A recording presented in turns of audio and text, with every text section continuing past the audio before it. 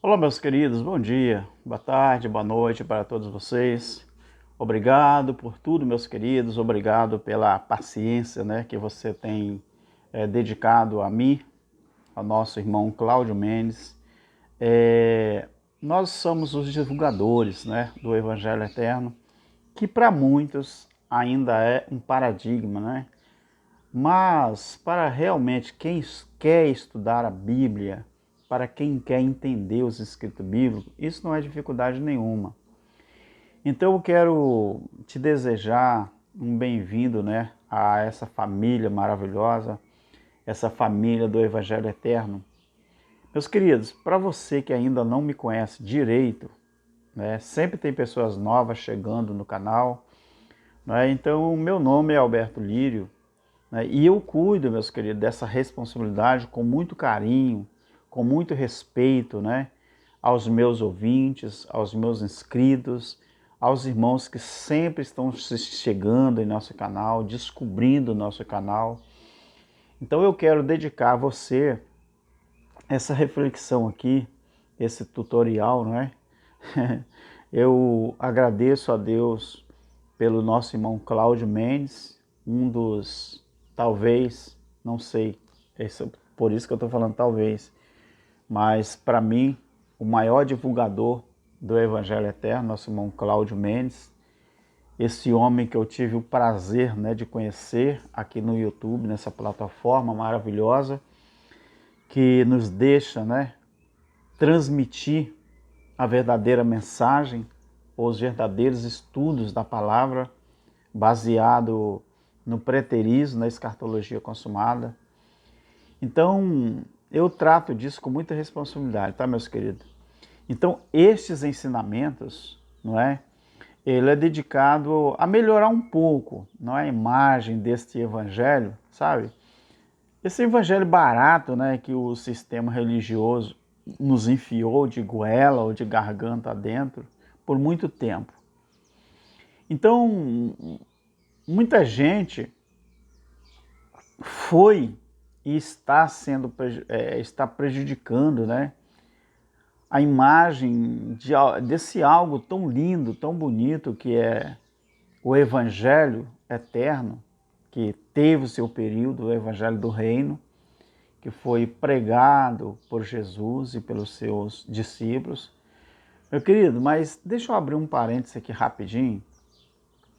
O que eu estou falando sobre Evangelho aqui,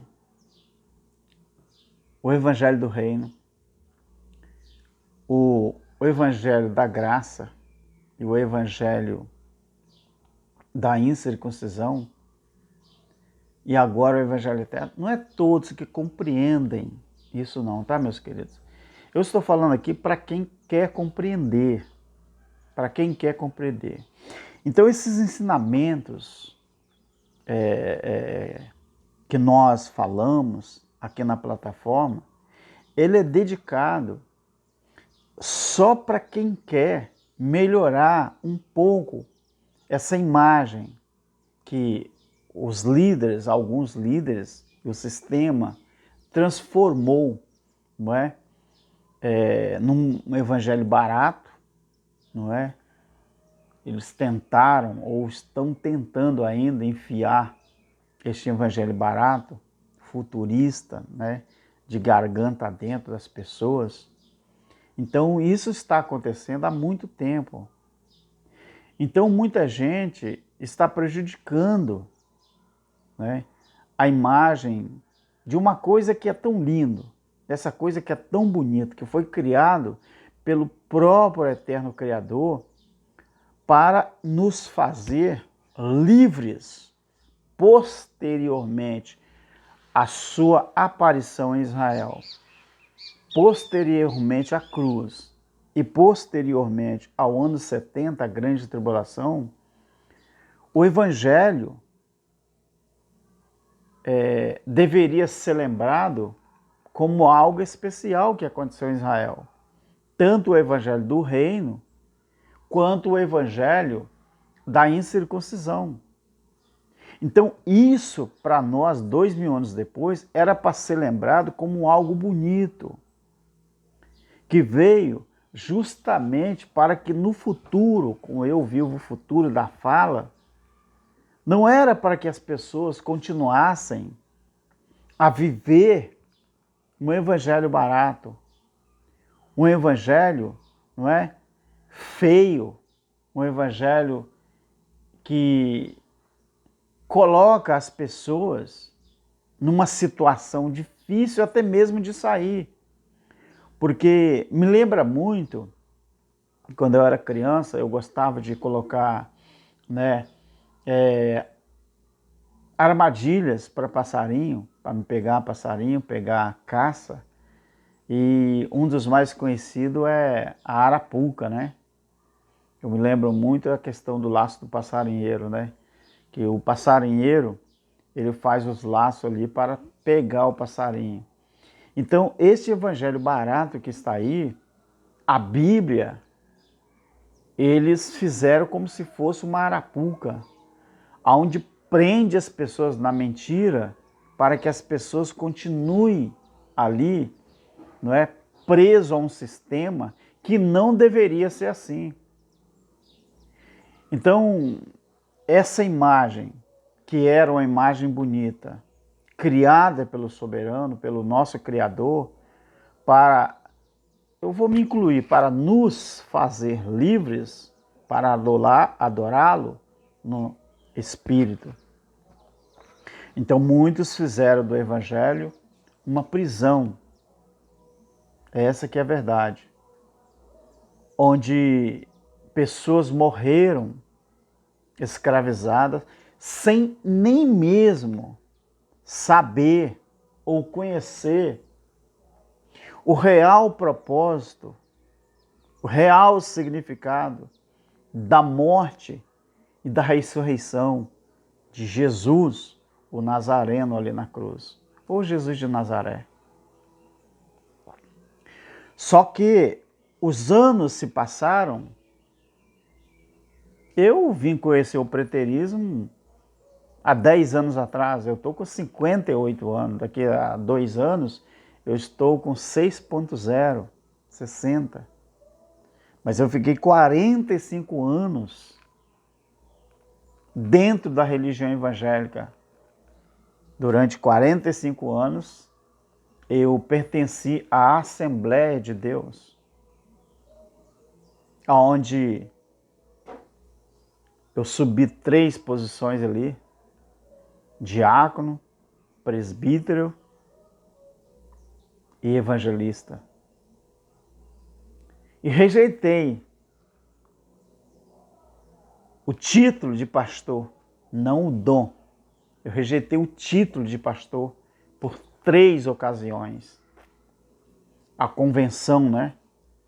Convenção geral, onde éramos ligados com a convenção estadual do meu estado, ligado à geral, que quis, por 3 ocasiões, né, me separar o pastorado. Queria me dar um título, né? Eles queriam. Imagina Alberto, eu tinha 21 anos de idade. Aos 23, eles já me consideravam uma pessoa que tinha potencial para ser pastor. E eu nunca quis, sempre relutei. Então muitas pessoas fizeram, né, do evangelho uma prisão, onde pessoas morreram escravizadas sem saber o real significado da morte e da ressurreição de Jesus. Até hoje, tem pessoas que me perguntam sobre Mateus capítulo 10. Porque tem pessoas, pastores, que vêm aqui na minha casa, presbíteros, evangelistas, membros de igreja. Só que com membros de igrejas, eu não gosto muito de conversar assuntos polêmicos e de uma profundeza maior. Por quê? Porque senão eu acabo prejudicando essa pessoa. Como assim, irmão Alberto? Os líderes dessas pessoas, os pastores, se eu conversar com um membro de igreja que não tem muito entendimento da Bíblia, ao invés de eu ajudá-lo, eu vou prejudicá-lo. Então, tem assuntos que eu converso com membro de igrejas, mas eu gosto de começar no Gênesis. Aí eu vou discorrendo toda a Bíblia até chegar no Apocalipse. Aí a pessoa sai daqui de casa falando assim: irmão Beto, eu acho que eu entendi aonde o irmão quer chegar. Sabe por quê, meus queridos? Porque se a gente começar a falar de Apocalipse sem começar no Gênesis, a gente parece que quer avançar muito rápido. Então é bom a gente começar a falar a história da cruz, mas começando com Gênesis capítulo 3, versículo 18 e 19. Por quê, irmão Alberto? O que diz lá? Que espinhos, ele só começou a ser produzido na terra a partir do momento que Adão e Eva pecou. Se você observa o advérbio também, no versículo 18 e 19 de Gênesis 3, você vai entender, quando você respeita esse advérbio, ele quer dizer que antes do pecado, a terra não produzia espinhos e abrolhos. A partir do momento que Adão e Eva pecam, transgride a ordem de Deus, tem gente que fala assim: mas na época de Adão e Eva não havia lei, mas eles transgrediram a ordem de Deus. A ordem de Deus, depois ela passou a ser escrita em pergaminho, ela passou a ser escrita em alguma coisa, né? Pedra. Mas aí quando você começa a falar sobre o motivo que os soldados romanos pegaram um cipó que tinha espinho, fizeram uma coroa e colocaram sobre Jesus. Sobre é na cabeça, né? Aí você começa a despertar a curiosidade das pessoas para entender a cruz. Mas a cruz você não entende a partir de Roma. Você entende a cruz a partir do espinho na cabeça de Jesus.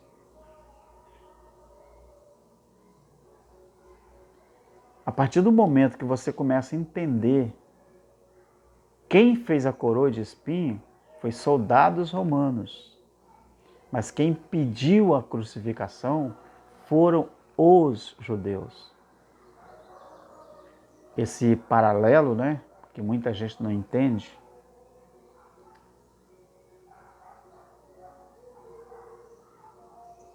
a coroa de espinho, ela iria cravar na cabeça de Jesus. E o sangue ia sair. Justamente esse sangue que foi vertido, que foi derramado, que ele não tem preço. E é aquele sangue que clamava. E a partir do momento que Isaías 53, versículo 4, Isaías 700 anos antes do advento de Jesus, Isaías já falava que ele levou sobre si as transgressões, as enfermidades deles. Aí você vai, por que Isaías usou o verbo sobre? Porque a cruz na cabeça de Jesus, a cruz não, a coroa de espinho na cabeça de Jesus representava todos os pecados, todas as transgressões dos judeus. Por que ele levou o símbolo das transgressões, do pecado, na cabeça? Porque na cruz, antes de Jesus entregar o Espírito, ele tinha que curvar a cabeça. Mas o gesto de curvar a cabeça, reclinar a cabeça, arremete-nos muito mais um significado que você às vezes não prestou atenção. Dos dois ladrões que estavam do lado de Jesus, um de um lado, um de outro. Um representava a morte e o outro representava a vida. E quando Jesus dá o brado na cruz entregando o Espírito, o que acontece lá no templo, aquele véu tinha 10 centímetros de espessura. O véu que rasgou no templo é o que separava as duas salas. Uma sala era chamada a Sala dos Santos e a outra era o Lugar Santíssimo. Numa sala estava a lâmpada que iluminava a cortina. Do outro lado estava a Arca da Aliança. Quando o sacerdote ia apresentar as transgressões, os sacrifícios para Deus, levava os sacrifícios, ele não entrava na sala do Santo dos Santos. Ele ficava no lugar santo. Quando ele entrava de ano em ano, ali na presença do Santo dos Santos, ali na arca, ele tinha que entrar amarrado. Então foi aquele véu que rasgou-se de alto a baixo quando o brado foi dado na cruz. Então, as pessoas deveriam, pelo menos, estudar um pouco Mateus capítulo 10, por que Jesus proibiu os discípulos de pregar o evangelho do reino para os samaritanos e para os gentios. Por que em Mateus 15, versículo 25, 24, né? Está escrito que ele proíbe também, ele fala com a mulher Ciro-fenícia, a mulher cananeia, que ele não veio para fazer o bem, curar, para ele fazer o bem a pessoas que não fossem as ovelhas perdidas da casa de Israel. Muita gente não percebe isso. Porque a mulher Ciro-fenícia, ela era gentia. E ele diz, eu fui enviado somente às ovelhas perdidas da casa de Israel. Ou seja, só quem vivia subjugado pela lei, as 13 ordenanças da lei de Israel, ou a lei de Moisés. Então, graças a Deus, nós estamos vendo muitas pessoas corajosas. Um biscoitinho aqui do meu lado, meu filho colocou aqui, né? Ó, biscoitinho de maisena, faltou o café. Aqui, ó. Então, muitas pessoas corajosas têm se levantado, pessoas que não têm medo do sistema, estão se levantando para virar a mesa, para virar o jogo. E tornar evidente também, meu querido, que o evangelho verdadeiro e é ensinado com coragem, com humildade, com determinação, que essas pessoas que estão se levantando aí, eles não têm medo do sistema, não. Então essas pessoas estão numa busca incessante, não é? Dos segredos do Criador revelado a nós, mediante o Evangelho Eterno. Então, o que nos faz alegres, felizes, satisfeitos, é isso. Aliás, quero deixar aqui um abraço para o irmão Cláudio Mendes, para os nossos irmãos aí que... O irmão Cláudio Mendes é imbatível. A frequência que ele produz vídeos, ele é imbatível. É um homem que é muito honesto, sincero nas suas falas, que graças a Deus ele mesmo fala nos seus vídeos que ele tem tempo, ele é aposentado, e eu dou glória a Deus pela vida do irmão Cláudio Mendes com a sua família. É um homem que não tem medido esforços, por isso que eu agradeço a Deus, que foi através dele que o meu canal cresceu, quando eu estava com 600 e poucos inscritos. Depois que ele divulgou o meu canal, foi para 1000 e poucas pessoas e continua crescendo. Eu agradeço de coração. Então eu quero pedir que você nos ajude, meu querido. Não é com dinheiro, não. Ajude a divulgar o trabalho, compartilhando nossos vídeos, deixando seu like, deixando seu comentário. Claro que tem uns comentários aí que eu nem respondo, porque é a opinião da pessoa, então não tem que entrar em contenda, em confusão. E eu não vou desativar os comentários, mas tem hora que o nosso irmão Cláudio Mendes fala que tem hora que dá vontade. Porque, gente, se as pessoas não querem entender, não entendam. Amém. Você dá um joinha lá e tchau. Não precisa fazer comentário, né? Ou se você quiser falar assim, Alberto, eu não concordo, e pronto, acabou. Não precisa se argumentar, botar aí 20 linhas, 10 linhas no comentário. Geralmente as pessoas não leem. Bota uma linha, o máximo 3, né?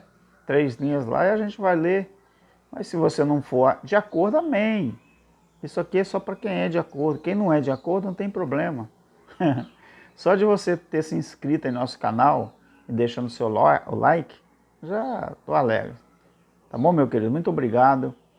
Tenhamos uma boa semana, bom dia, uma boa tarde, uma boa noite. E ajude sempre o nosso irmão Alberto Lírio, nosso irmão Cláudio Mendes aí, nessa jornada. Tá bom, meu querido? Um abraço.